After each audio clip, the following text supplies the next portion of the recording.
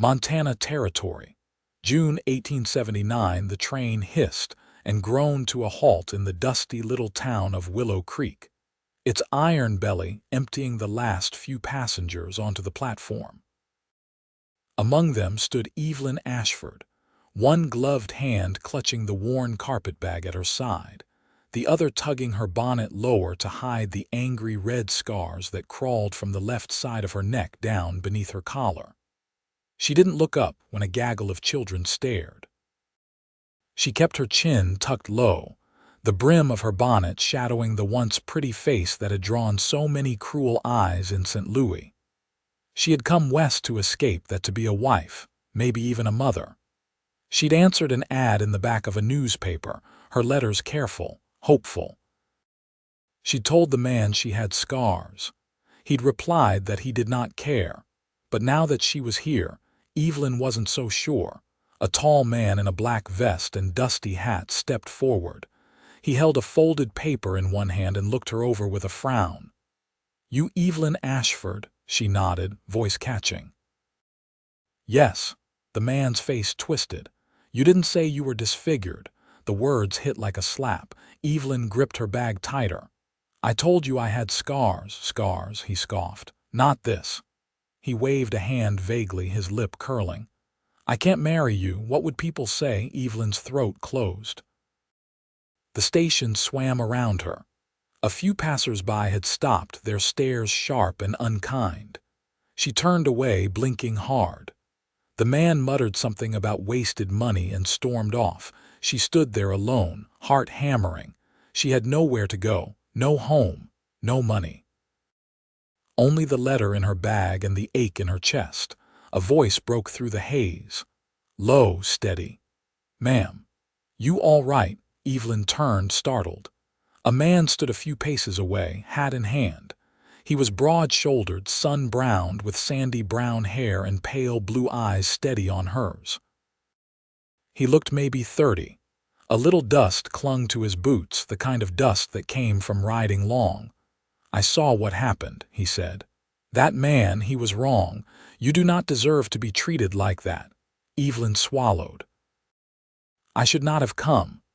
"You came looking for something better," he said quietly. "That takes guts." She looked down, embarrassed. "It was foolish." "No," he said, stepping closer. "It was brave." She glanced up. "You do not even know me." He gave a small smile. "Name's Vaughn Dorsey. I have a ranch about 10 miles north. Came to town for supplies. Saw you standing there and, well, figured someone ought to ask if you needed help." She hesitated. The station was clearing. The sun was dipping lower now. She had nowhere else to go. "I do not want to be a burden," she said. "You would not be," Vaughn said simply. "You can stay in the spare room just until you figure out your next step." Evelyn studied him. He was kind but not pitying. There was something in his gaze that made her feel seen, not judged. "All right," she said softly. They rode out of town together, the wind cool on her face. Vaughn's horse pulled a small cart where she sat beside him, the prairie stretching wide and golden around them. He did not stare. He did not ask about her scars. Instead, he offered her a canteen and pointed out the river that curved like silver ribbon through the grass. By nightfall, they reached the ranch. It was modest but well-kept, 2 sturdy barns, a fenced pasture, a square house with smoke coming from the chimney. A girl about 10 ran down the front steps barefoot, her brown braids flying. "Papa, Papa." Vaughn lifted her easily with one arm and smiled. "Evening, sweet Pia. This is Miss Ashford. She'll be staying with us a while." The girl turned curious eyes to Evelyn. "Hello." Evelyn forced a smile. "Hello. This is Susanna," Vaughn said. "My daughter." Evelyn's heart squeezed. A child. She hadn't expected that. "Where is her mother?" Vaughn's face shifted, shadows passing through his eyes. "Passed on 4 years ago." "I am sorry," he nodded. "Thank you." Inside, the house smelled of stew and wood smoke. Vaughn showed her the guest room, small but clean. Evelyn set her bag down carefully, the weight of the day settling in her bones. She stared at her reflection in the small mirror above the wash basin. The scars glared back at her, jagged, harsh. A fire had taken her family, her home, and part of her face. It had left her alone in the world. A soft knock at the door pulled her back. Vaughn stepped in, holding a folded blanket. "Thought you might want an extra. Nights get cold out here." "Thank you." He lingered a moment, then said, "You do not have to hide your face here, Miss Ashford." She looked down. "People stare." "Let them," he said. "To me, they are proof you survived." Her breath caught. She looked up at him, eyes wide. He held her gaze. "Whatever happened, you are still standing. That matters." She felt something shift in her chest, a warmth she had not known in years. "Good night, Miss Ashford," he said gently. "Good night, Mr. Dorsey." When the door closed, Evelyn sat on the edge of the bed, her hand brushing the soft quilt. She had come here expecting rejection, maybe cruelty. But instead she had found kindness. A man who saw past her scars, a child who did not flinch. She was still afraid, but for the first time in a long while she also felt something else, hope. And somewhere deep inside, something small and quiet whispered, "Stay." The rooster crowed before first light, but Evelyn was already awake. The silence of the room had long since settled into her bones. She sat on the edge of the bed, tying her boots with slow fingers, listening to the faint creak of floorboards overhead and the rhythmic clang of buckets being filled outside. The scent of horses and sun-dried hay drifted faintly through the open window. She'd never lived on a ranch before. She hadn't known the quiet could sound so full. Downstairs, she found Susanna kneeling near the hearth, coaxing a flame to life beneath the kettle. The girl looked up with a brief glance, then returned to her task. "I can help," Evelyn offered. Susanna gave a small shrug. "Papa says everyone does their share." Evelyn knelt beside her, reached for kindling. "That seems fair." They worked in silence for a bit, the girl passing her twigs without speaking. When the flame caught, licking at the dry wood, Susanna leaned back on her heels. "Your voice don't shake like most folks when they talk to me," Evelyn said, keeping her tone even. Susanna shrugged again. "Papa says being kind don't cost a thing. Most folks just forget." Evelyn studied her, the set of her small jaw, the way she didn't flinch from eye contact. "You remind me of someone I used to know." Susanna tilted her head. "Was she stubborn?" "Terribly," Evelyn said, and for the first time in weeks she smiled without effort. "But she was good." The girl considered that, then stood, brushing soot from her skirt. "We feed the chickens before breakfast. Papa says it makes us humble." Outside, the morning sun was just cresting the hills, casting long gold lines across the pasture. Evelyn followed Susanna to the coop, careful to keep pace without hovering. The chickens clucked and flapped as the girl scattered feed, her small hands practiced and sure. Vaughn appeared from the barn, leading a bay gelding with a limp. "Thistle stepped in a gopher hole again," he said, running a hand down the horse's leg. "Tendons not ruined, just sore." Evelyn kept her gaze on the animal. "You'll poultice it," he nodded. "Comfrey and salt works better than anything else I've tried. You mind if I watch?" He looked at her for a beat. "No." "I'd welcome the company." Later, in the dim of the barn, she watched him grind herbs with a mortar and mix them into a thick paste. He worked quietly, sleeves rolled to the elbow, hands steady. She stayed near the stall door, careful not to crowd him. "You learned this from someone?" she asked. "My mother," he said, not looking up. "She was from Missouri, knew her way around plants." Evelyn leaned against the beam. "Mine used to boil lavender when we were sick. Said it made the fever behave." He looked at her then, a faint trace of surprise in his eyes. "You know plants?" "I used to." "Before." She stopped, fingers curling against the wood. "Before I lost the place I came from." Vaughn tied off the bandage around the horse's leg with a practiced tug. "You still remember, that's something." She met his gaze, surprised by how steady it was. Most folks don't think so. I'm not most folks. The quiet between them stretched, not heavy but full. Evelyn stepped closer, trailing a hand along the stall rail. When I was little, she said, voice low, I used to think the worst thing that could happen was losing your house. But it turns out it's forgetting who you were inside it. Vaughn's eyes softened. You haven't forgotten. She looked down. Sometimes I wonder. He reached for the bridle hanging on the hook, passed it to her. Think you remember enough to help me ride the fence line tomorrow? Evelyn glanced up. You'd trust me with that? I'd trust you with more if you let me. Her breath caught. Not from fear, but from the quiet honesty in his voice. It wasn't pity. It wasn't charity. It was something steadier. Something earned. That evening, she helped Susanna peel potatoes while Vaughn mended a saddle strap by the fire. The girl chattered about prairie dogs and blue jays, and Evelyn listened, offering the occasional question. She didn't speak much, but when she did, Susanna answered without hesitation. After supper, the wind picked up, rustling through the cottonwoods near the fence line. Evelyn stepped out onto the porch alone. The sky was clear, stars scattered like frost across black velvet. She pulled her shawl tighter and breathed in the scent of sage and wood smoke. The door creaked behind her. Vaughn stepped out, his boots soft on the planks.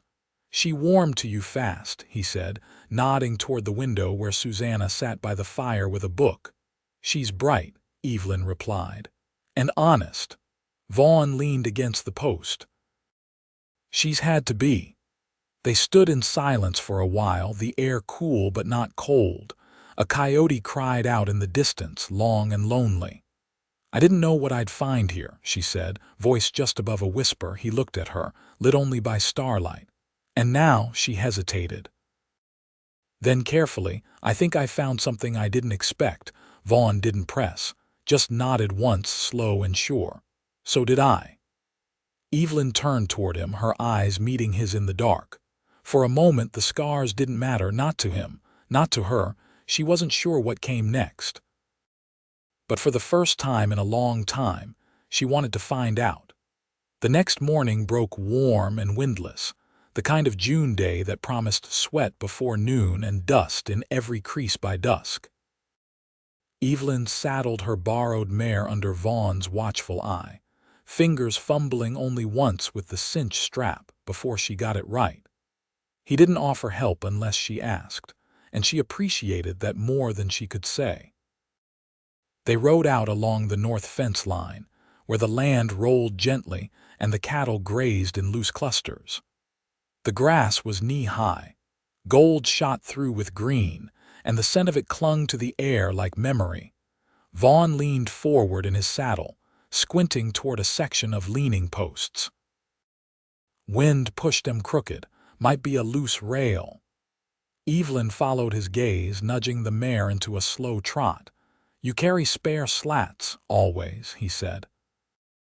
You learn quick out here, fix it now or fix it twice later. They dismounted near the sagging fence, and she helped him pull the splintered rail free, both of them working in rhythm without needing to speak. When he offered her a hammer, she took it without hesitation and drove 2 square nails through the new board, her strikes firm and even. Not bad, Vaughn said, brushing sawdust from his palms. I wasn't raised helpless, she replied. I never thought you were. They stood side by side, horses grazing behind them, the late morning sun warming the backs of their necks. Evelyn pulled off her gloves and flexed her fingers, the calluses from sewing and scrub work now joined by a new, sharper soreness. You ever think about leaving this place? She asked. Vaughn shook his head once. Not since Susanna was born. Because of her, because of me, he said. I tried running once. It didn't fix anything. She looked at him, waiting. My brother died during the war, he said. We were both too young to be there, but they didn't care. I came back. He didn't. I thought if I kept moving, maybe the guilt wouldn't stick, but it follows you. Evelyn didn't speak right away. The wind stirred the prairie grass and brushed lightly against her cheek. "My father sent me away after the fire," she said quietly. "Said I'd scare the neighbors. I was 17. I never saw him again." Vaughn didn't flinch. He didn't reach out or speak over her. He just stood there, solid and quiet. "I thought if I married," she continued, "someone might see past it. Give me a place to belong, but I never expected kindness." "You deserve more than a place," he said. "You deserve peace." She turned toward him, the sun catching the side of her face he hadn't once looked away from. "You really believe that?" "I believe you've earned it."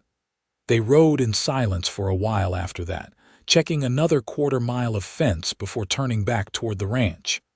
The sky was high and cloudless, and sweat darkened the collar of Vaughn's shirt. A hawk circled overhead, casting its narrow shadow over the ryegrass. By the time they reached the barn, Evelyn's legs ached and her throat was dry. She handed off the reins and reached for the water pump near the fence, drawing a tin cup from the hook and filling it with both hands. Vaughn leaned against the post beside her. "You did well out there today. I didn't slow you down, you held your own." She drank again, then passed the cup to him. "I can help more around the house, with the work." "You already are," he said. Inside, Susanna was kneeling on the rug with a basket of rags and a needle in her hand. She looked up when they stepped in, her brow furrowed. "Papa, the hem on your shirt's come loose again." Vaughn grinned. "Third time this month." Evelyn crouched beside the girl, studying the careful stitches. "You've got a steady hand." "Papa taught me," Susanna said, "but I always prick my thumb." Evelyn reached into the basket and pulled out a strip of muslin. "Let me show you something. My mother taught me to loop the thread this way. It keeps your finger out of the path." Susanna watched closely, eyes narrowed in concentration. "Like that?" "Exactly."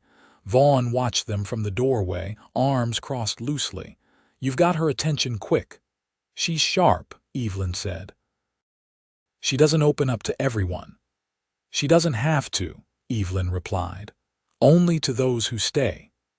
That evening, after the dishes were dried and the oil lamp trimmed low, she stood out near the porch rail, arms crossed over her shawl, listening to frogs call from the creek bed. Vaughn stepped outside behind her, his boots quiet on the plank floor. "You thinking of leaving?" he asked after a long silence. "No," she said. "Not anymore," he exhaled softly. "I still don't know what happens next," she added. "But I don't feel like a stranger anymore." "You're not." She turned to him, and something passed between them, unspoken but understood. Not a promise, not yet, but something steadier. A beginning, grounded not in need but in choice. Vaughn reached into his pocket and pulled out a small bundle wrapped in cloth. "Susanna found this in the barn loft. Said it reminded her of you." Evelyn unwrapped it slowly. Inside lay a silver thimble, tarnished and dented but whole. She turned it over in her hand, then looked up. "Why would she say that?" "Because it's been through fire," Vaughn said, "but it still serves." Evelyn didn't answer. She didn't need to. She slid the thimble onto her finger and stood beside him in the quiet, the last light of day fading soft across the fields. By the time July settled in, the heat came early and lingered long past dusk. The days grew longer, the grass drier, and the rhythm of ranch work shifted into something leaner and more constant. Evelyn had taken to the days without needing to be asked, scrubbing churn buckets, weeding the garden rows behind the shed, stitching feed sacks that had frayed through. Her hands had grown tougher, her skin darkened by sun, and though her body ached by the end of each day, the ache felt right. It felt earned. Vaughn had started letting her ride out alone to check the south fence line, the easier stretch nearest the creek. She returned one afternoon with her skirts damp and her boots streaked in red clay, holding up a snapped gate hinge in one hand like a prize. Need it replaced, she said, lifting it toward him on the porch. He took it, studied the break. You find the post still standing? Barely. I braced it with a branch. Vaughn nodded, pleased. You think fast. I try not to let the place fall apart under your nose. He set the hinge aside and leaned against the rail, wiping his brow with a bandana. The brim of his hat cast a shadow across his jaw, and a line of dirt traced the side of his neck where sweat had dried in the sun. You ever think about staying? He asked without looking at her. Evelyn blinked. I thought I was. I mean for good, not in the guest room, not waiting for another letter from some man who doesn't see you. She hadn't expected that. Her throat went dry. I haven't written anyone since I came here. He turned to her. And do you plan to? No. Her voice was soft but solid. He nodded once, slow. Good. She looked out across the pasture where the cattle stood half submerged in the shallows to cool themselves. I never imagined a life looking like this. What did you imagine? Something quieter. A room with lace curtains. A man who never raised his voice. A child, maybe. But it always felt like something I'd borrowed from someone else's story. And this feels like I'm writing my own. Vaughn stepped down from the porch. Come with me.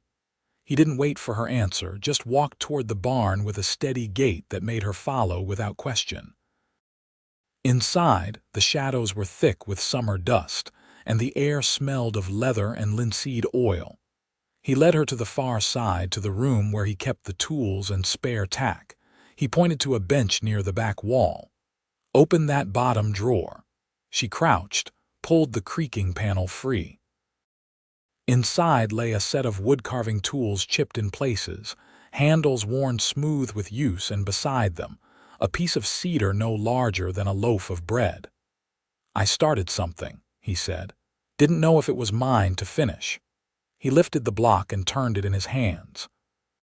From the half-cut lines, she could already make out the beginnings of a woman's face: strong cheekbones, a curve of jaw, and one side left untouched, like he'd been waiting for permission. Evelyn reached out. Her fingers brushed the edge of the carving. You were making me. I was trying, he said. But I didn't want to shape something you hadn't already claimed for yourself. She looked at him, her breath caught in her chest. Why show me now? Because you've been carving out your place here with every step. I figured it was time you knew. She took the block from his hand, held it like something sacred. I've never belonged anywhere. You do now. That night, after Susanna had gone to bed and the dishes had been washed in quiet companionship, Evelyn stood in the doorway of the front room, watching the fire sink low. I used to think I'd spend my life hiding, she said. Vaughn looked up from where he sat on the floor, repairing the leather wraps of his stirrups. What changed? You, he set the stirrup aside. Me, you didn't flinch, she said. Not once. Not when you saw me, not when I spoke, not when I stayed. I saw a woman who'd survived hell and still had room for kindness. That's not something you turn away from. She stepped closer. I don't want to keep waiting for life to begin. His voice was quiet. Then stop waiting. She knelt beside him, took his hand in hers. It was rough, calloused, warm. I'm not afraid anymore, she said. He looked at her like a man who'd been waiting for her to say that all along. You shouldn't be, he said. Not here. Not with me. She leaned in, and when their foreheads touched, it felt like a vow spoken without words. The fire cracked behind them, and outside the windows the wind rustled the prairie grass in long, slow waves. Nothing rushed. Nothing forced.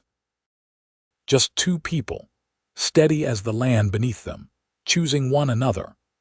The last of the barley was laid into sacks under a pale morning sky, the air still and dry enough to carry the sharp scent of threshed grain across the yard. Evelyn brushed dust from her sleeves and leaned against the fence rail, watching Vaughn fasten the final bundle onto the wagon. His shirt clung to his back, damp from labor, but his movements were unhurried, certain. She'd come to know the cadence of his work, the way he whistled under breath only when the task was done right, the way he paused with one hand on his hip to study a problem before fixing it. It was like learning a new country by walking it barefoot. "Care to ride into town?" he asked, straightening up. She blinked. "For what?" "Supplies. And a ring if you'll have it." Her breath caught, more from the steadiness in his voice than the words themselves. "I wasn't sure you'd ask," she said. "I waited until I knew you'd say yes." She looked down at her hands, calloused and lined with work, then up at him. "I'm not what most men would choose. I'm not most men." "Then yes," she said, barely louder than the breeze. "I'll have it." That afternoon, Susanna sat between them on the wagon seat, her braid coiled under a sunbonnet as they rumbled down the road toward Willow Creek. She tugged at Evelyn's sleeve halfway there. "Will you keep teaching me how to sew?" she asked. Evelyn smiled. "Only if you promise to stop bending the needles." "I don't mean to," Susanna said. "They just go crooked." "They won't for long. Your hands are learning." Vaughn glanced sideways at them, eyes warm beneath the brim of his hat.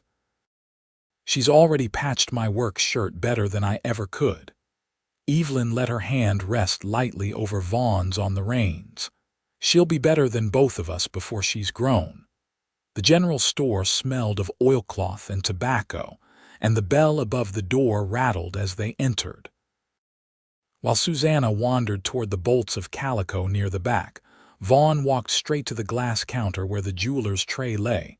The shopkeeper, a thin man with spectacles perched low on his nose, peered up. "Looking for a ring, Mr. Dorsey?" "Yes," Vaughn said.